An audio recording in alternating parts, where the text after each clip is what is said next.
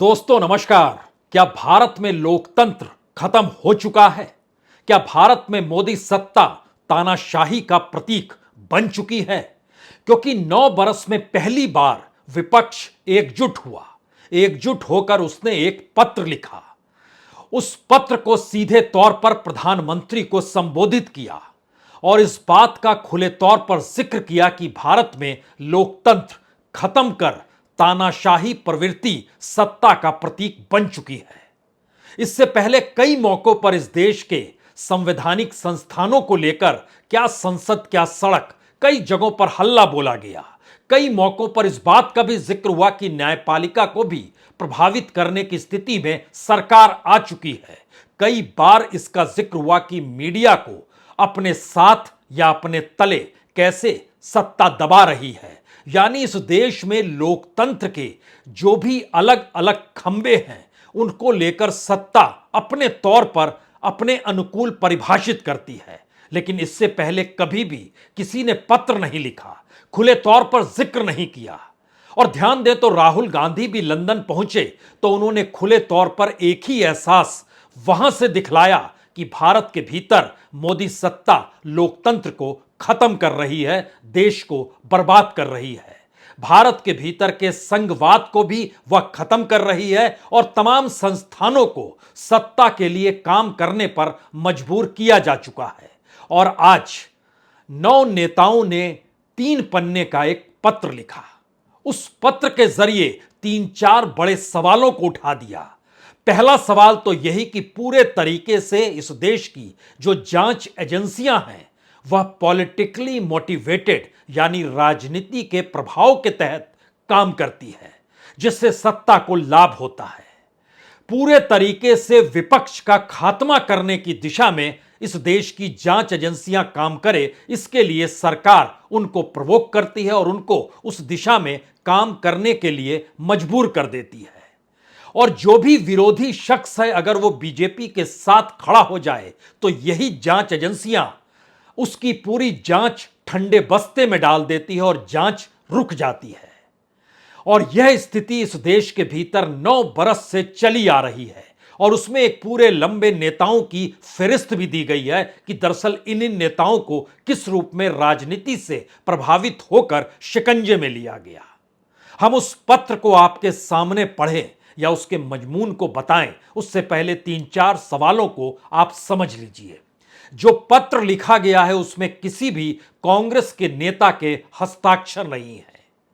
यानी बिना कांग्रेस के इस विपक्ष की एकजुटता का एक मतलब बहुत साफ है कि दरअसल तीसरे मोर्चे की दिशा में क्या यह पत्र पहली पहलकदमी है। 2024 के चुनाव के मद्देनजर जब जिक्र बार बार एकजुटता और विपक्ष की एकजुटता का हो रहा है तो लोकतंत्र खत्म कर मोदी सत्ता को तानाशाह बताने की स्थिति में भी कांग्रेस का साथ नहीं लिया गया, जबकि कांग्रेस के नेता 3 दिन पहले ही लंदन में इन्हीं बातों का जिक्र कर रहे थे। तो एक तीसरे मोर्चे का शुरुआत है क्या ये?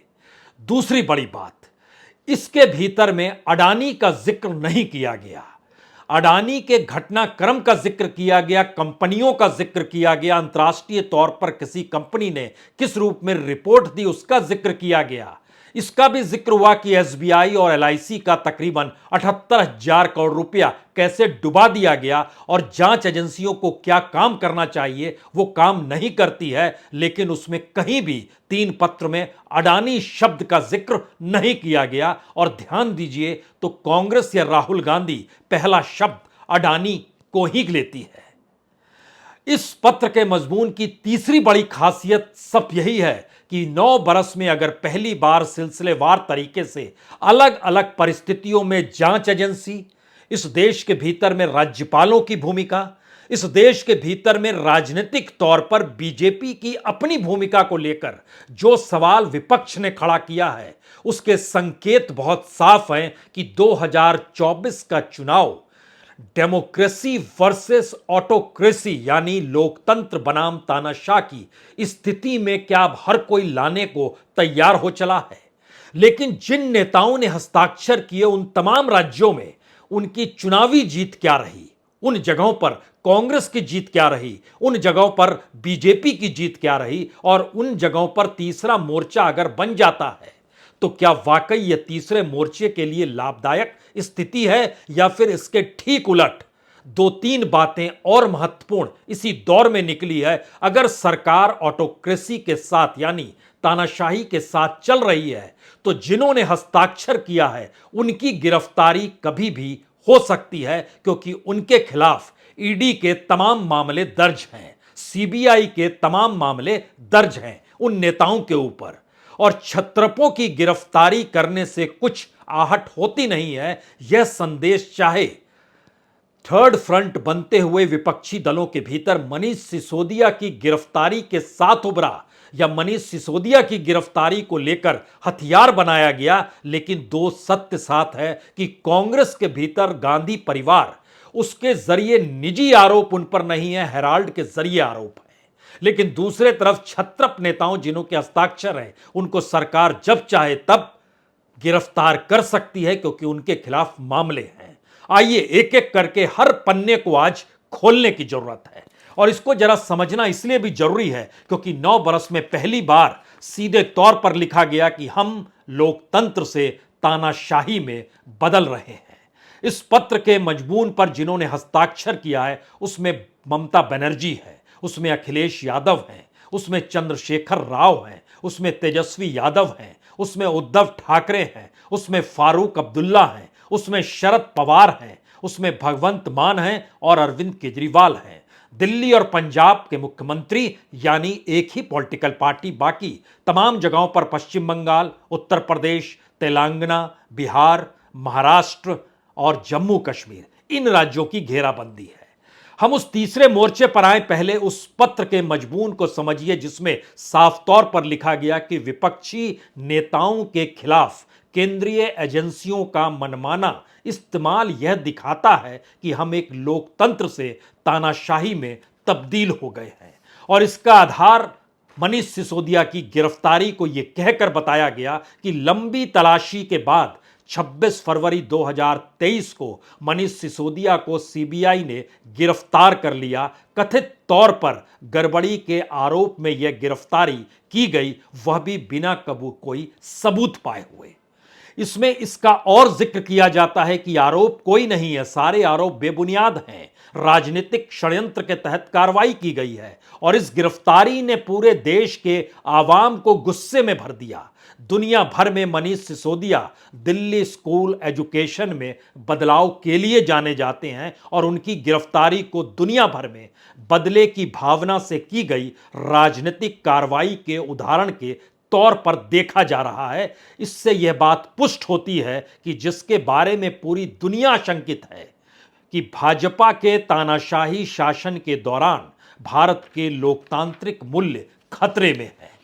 कमोवेश इसी बात का इस गिरफ्तारी से हटकर राहुल गांधी ने कैम्ब्रिज यूनिवर्सिटी में अपने भाषण में जो जिक्र किया था उसमें उन्होंने जासूसी और संघवाद को लेकर सरकार को कटघरे में खड़ा किया था। लेकिन यहां से 2-3 सवाल और निकलने चाहिए, क्योंकि जब जिक्र सरकार की तानाशाही का है तो उसमें एक क्षण के लिए हमको लगता है जासूसी वाले हिस्से को भी ले आकर आप खड़ा कर दीजिए, जिसका जिक्र राहुल गांधी ने किया था। यह इसलिए महत्वपूर्ण है क्योंकि उन्होंने जब वहां कहा तो यहां पर बीजेपी के मंत्री यानी मोदी कैबिनेट के मिनिस्टर्स तक ने कहा उन्होंने अपना टेलीफोन क्यों नहीं दिया था सुप्रीम कोर्ट को जब जांच हो रही थी। हमें लगता है कि आज उन पन्नों को भी खोलने की जरूरत है। ये पन्ने इसलिए खुलने चाहिए क्योंकि 18 जुलाई 2021 को पेगासस के मामले का खुलासा हुआ।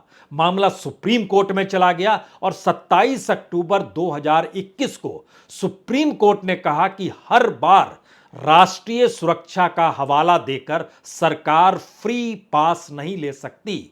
सुप्रीम कोर्ट ने गहन जांच के लिए एक समिति नियुक्त की है और समिति में 3 तकनीकी सदस्य और इसकी निगरानी रिटायर्ड जज जस्टिस आर.वी. रविंद्रन करेंगे। यह 3 महीने बाद की घटना है जब इस बात का जिक्र किया गया कि हर बार सरकार राष्ट्रीय सुरक्षा का जिक्र क्यों करती है।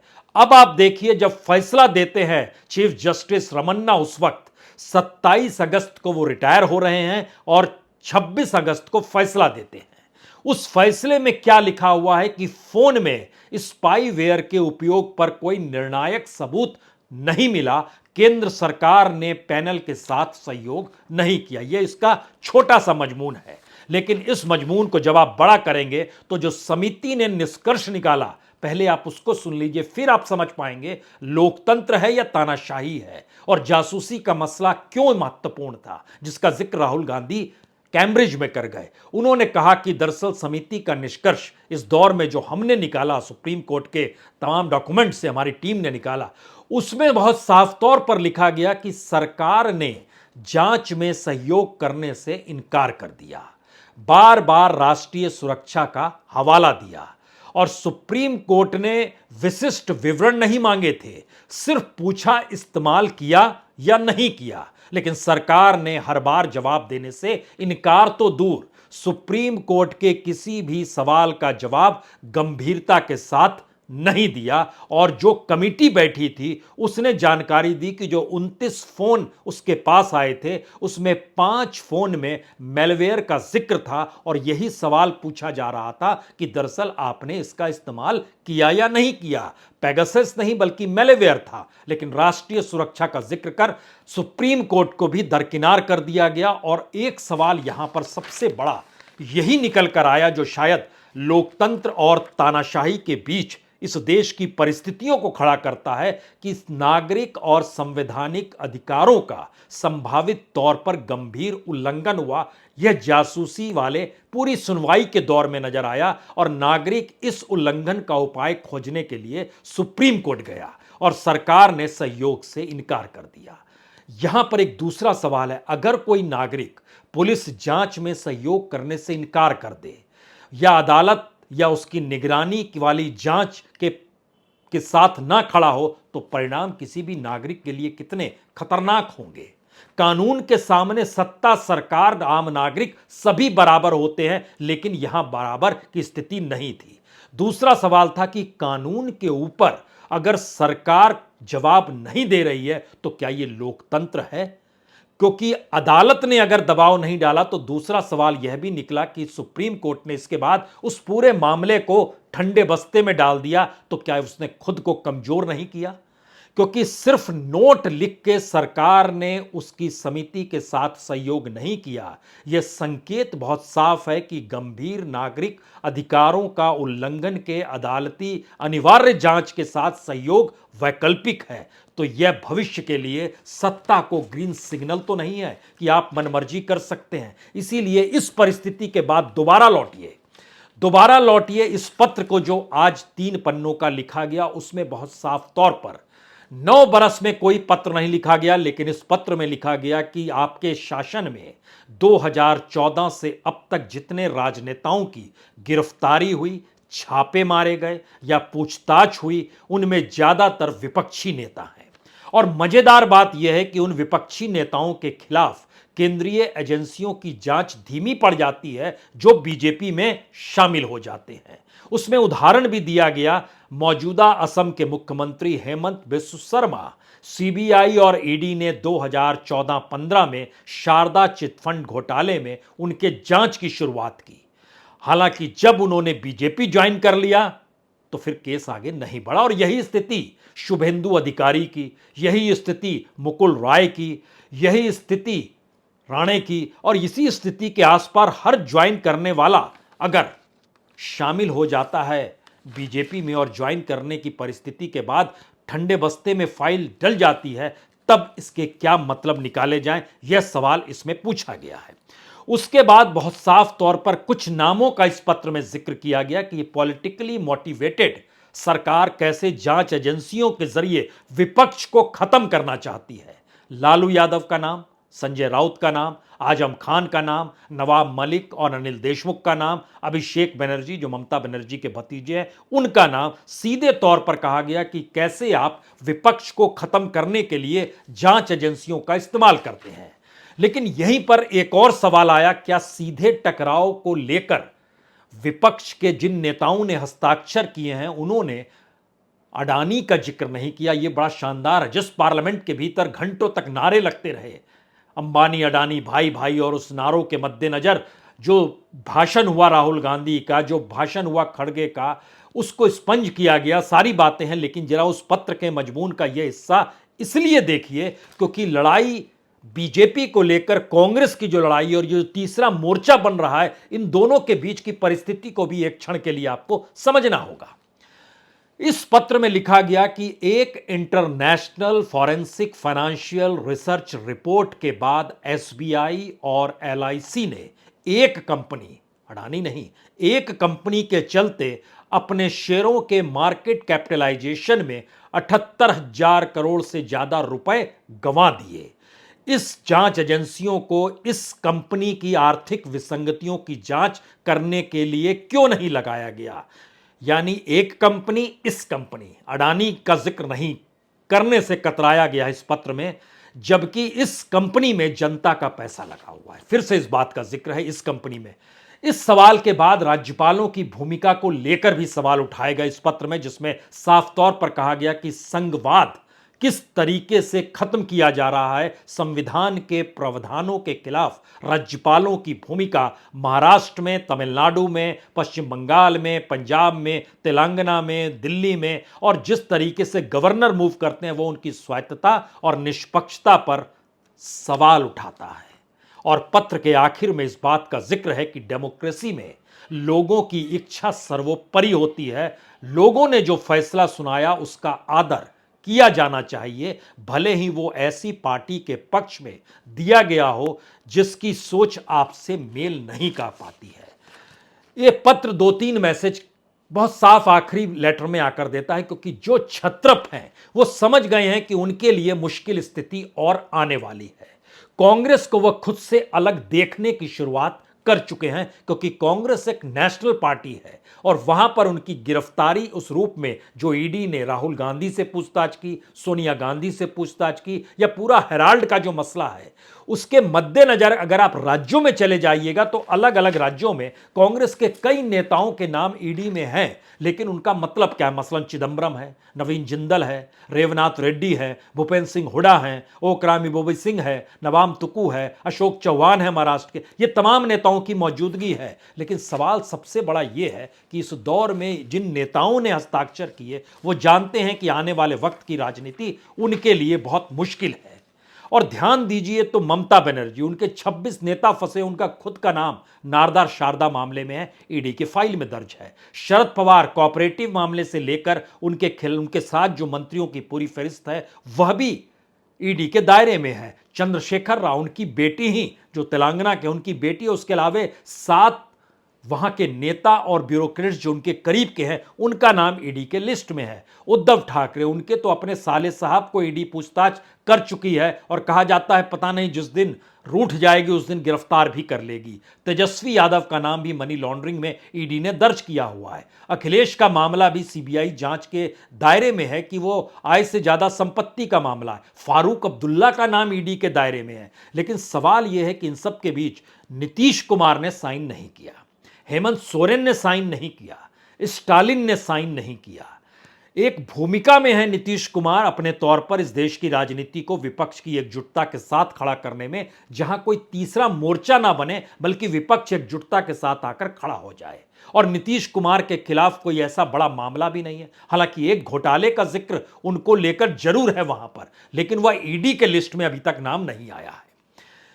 अब अगला सवाल है, तो क्या पटी हुई विपक्ष की परिस्थिति में इसको देखें, भारत में लोकतंत्र खत्म होने की स्थिति में मौजूदा वक्त को देखें, मोदी सत्ता के तानाशाह में तब्दील होने को देखें, या फिर 2024 के चुनाव के इर्द गिर्द जरा परीक्षण कर ले? हमें लगता है परीक्षण पहले कर लेना चाहिए, क्योंकि पंजाब, बिहार, उत्तर प्रदेश, महाराष्ट्र, बंगाल, तेलंगाना, जम्मू कश्मीर और दिल्ली, इन तमाम जगहों की अगर सारी सीटों को आप मिला दीजिएगा तो तकरीबन 253 सीट लोकसभा की यहां पर बनती है। इस 253 में से बीजेपी ने 136 सीटें जीते हासिल की है। और ये जो थर्ड फ्रंट की दिशा में हम जो नामों का जिक्र आपसे कर रहे थे कि इन्होंने हस्ताक्षर किए हैं, इनके पास 61 सीट है, 61 सीट। कांग्रेस की हालत यहां पर खस्ता है, उसके पास महज 16 सीट है। अब सवाल यह है कि क्या यह तीसरा मोर्चा 2024 में मोदी को डिगाने की स्थिति में ला सकता है, या जिन सवालों को राहुल गांधी और कांग्रेस लगातार संसद के भीतर बाहर और देश के भीतर और बाहर उठा रहे हैं, उसमें उनके सामने एक मुश्किल थी कि अगर उन्होंने इस मुद्दे पर कुंडली मार ली और मनीष सिसोदिया की गिरफ्तारी को अगर अपने तौर पर अपने साथ जोड़ते हुए नहीं उठाया, तो फिर आने वाले वक्त में उनकी राजनीति का डब्बा कभी भी गोल हो सकता है, क्योंकि हर किसी को दिखाई देने लगा है जो क्षत्रप है कि आने वाले वक्त में उसकी पॉलिटिकल पार्टी के सामने मुश्किल आने वाली है। मुश्किल अभी तक पॉलिटिकल फंडिंग को लेकर थी, मुश्किल अभी तक फंडिंग ना होने की वजह से संगठन को संभालने को लेकर थी, और मुश्किल यह भी थी कि विपक्ष की एकजुटता उस दिशा में नहीं थी जहां पे सबकी अपनी अपनी राजनीतिक जरूरतें एक दूसरे से अलग करती थी। अब यहां पर जो बड़ा सवाल निकल कर आ रहा है, उसमें लगता है हमको दो तीन चीज और शायद इसमें बतानी चाहिए। जिस संघवाद का जिक्र किया गया यहां पर, उसमें राज्यपाल का जिक्र किया, और जो राहुल गांधी ने वहां पर किया उसमें कहा भारत राज्यों का संघ है, भारत में धार्मिक विविधता है, भारत में सिख मुस्लिम ईसाई सभी हैं, लेकिन मोदी उन्हें दूसरे दर्जे का नागरिक समझते हैं। मैं इससे सहमत नहीं हूं। जब आपका विरोध इतना बुनियादी हो तो फर्क नहीं पड़ता। आप दो तीन नीतियों से सहमत हो सकते हैं। दो तीन नीतियों से सहमत होने का भी उन्होंने खुलासा किया था कि शायद महिलाओं को गैस सिलेंडर देना, लोगों के बैंक अकाउंट खुलवाना अच्छा कदम है। ऐसे कदम को गलत नहीं कहा जा सकता है, लेकिन मेरे विचार में मोदी भारत की बनावट को बर्बाद कर रहे हैं। वो भारत पर एक ऐसा विचार थोप रहे हैं जिसे भारत स्वीकार नहीं कर सकता है। इन दोनों विरोध की परिस्थितियों में कुछ बात और आखिर में साफ होनी चाहिए। क्या अंतर्राष्ट्रीय तौर पर जिस भूमिका में राहुल गांधी और देश के भीतर जिस भूमिका में समूचा विपक्ष आकर खड़ा हो गया, क्या इससे अनभिज्ञ है मोदी सत्ता? बिल्कुल नहीं। और अगर वो अनभिज्ञ नहीं है तो क्या उसका ये राजनीतिक पैटर्न है जहां पर अपने अनुसार अपने अनुकूल परिस्थितियों को दिखाना?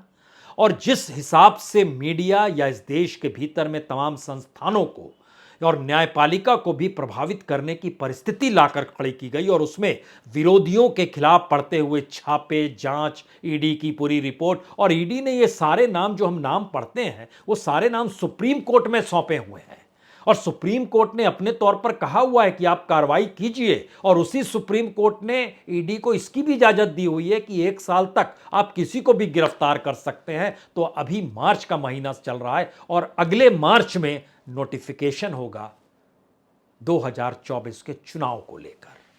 तो क्या यह एक राजनीतिक परिस्थिति भर है, या आखिरी सांसें लेता हुआ विपक्ष अब यह समझ गया है, और खास तौर से छत्रपों की कतार, जो लिस्ट आखिर में हमने नामों की पढ़ी, उस नाम को एक बार फिर इसलिए सुन लीजिए क्योंकि इन नामों के जरिए आप समझ पाएंगे कि दरअसल इनकी महत्ता महाराष्ट्र के भीतर उद्धव ठाकरे और शरद पवार, दिल्ली और पंजाब में केजरीवाल और भगवंत मान, बिहार में तेजस्वी यादव नीतीश नहीं है, उत्तर प्रदेश में अखिलेश यादव मायावती साथ नहीं है, तेलंगाना में चंद्रशेखर राव, जम्मू कश्मीर में फारूक अब्दुल्ला, वहां पर भी दूसरी पॉलिटिकल पार्टी साथ नहीं खड़ी है, महबूबा मुफ्ती साथ नहीं खड़ी है। ये परिस्थितियां बतलाती हैं कि 2024 की दिशा में विपक्ष के बढ़ते हुए कदम अब किसी भी हमले को करने को तैयार है, या राजनीतिक तौर पर बड़े निर्णय की दिशा में बढ़ना चाहते हैं। दूसरा सवाल, जो आरोपों की फहरिस्त इस देश के भीतर में कानून के दायरे में है, उसमें अगर बीजेपी के 2-4 नेताओं को जेल में डाल देते हैं नरेंद्र मोदी, तो उसके बाद विपक्ष का ये पूरा मामला कहीं तहस-नहस तो नहीं हो जाएगा? उनको बचाया जा रहा है, ये फैक्ट है। 2024 में अगर ये मुद्दा बन जाता है तो क्या फर्क पड़ता है? कुछ बीजेपी के नेता भी जेल चले जाएं और पूरा का पूरा विपक्ष भी जेल चला जाए, ऐसी स्थिति बन सकती है। इन दोनों परिस्थिति से हटकर जो लोगों से जुड़ा हुआ सवाल है वह लोकतंत्र का है। लोकतंत्र में नागरिक के अधिकारों के हनन का सवाल इसलिए महत्वपूर्ण है, जासूसी के दायरे में सिर्फ नेता नहीं थे, पत्रकार भी थे, सामाजिक कार्यकर्ता भी थे, वकील भी थे, सुप्रीम कोर्ट के जजेस भी शामिल थे, उनका स्टाफ भी शामिल था। जो किया जा रहा था यानी पूरे के पूरे डेमोक्रेटिक सिस्टम को एक ऐसे सिस्टम में तब्दील कर देना जो सत्ता के इशारे पर चले। इसको लोकतंत्र कहें या ऑटोक्रेसी यानी तानाशाही कहें, कुछ भी तय कर लीजिए, लेकिन भारत का राजनीतिक मिजाज धीरे धीरे गर्म हो रहा है। बहुत बहुत शुक्रिया। और लोगों की खामोशी इस दौर में शायद राजनीति को अच्छी लग नहीं रही होगी। बहुत बहुत शुक्रिया।